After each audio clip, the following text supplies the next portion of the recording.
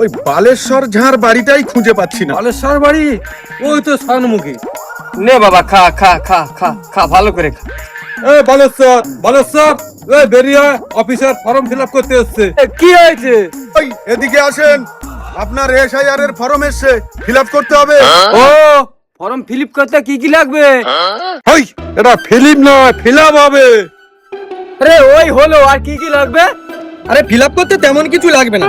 আপনার আধার card voter card লাগবে, আপনার বাবার আধার কার্ড ভোটার কার্ড লাগবে, আপনার মায়ের আধার কার্ড ভোটার কার্ড লাগবে, আপনার ঠাকুরদার আধার কার্ড ভোটার কার্ড লাগবে, আপনার ঠাকুমার আধার কার্ড ভোটার কার্ড লাগবে, আপনার জেঠা জেঠি কাকা কাকির ভোটার কার্ড যদি না থাকে তাহলে আপনার ঠাকুরদাকে 1979 সালে দলিল লিখে দিয়েছিল সেই দলিল লাগবে। আর যদি নাম ভুল থাকে তাহলে কোর্ট থেকে এপিট ওপিট করা লাগবে, বুঝলেন তো? ওই সবগুলোই লাগবে।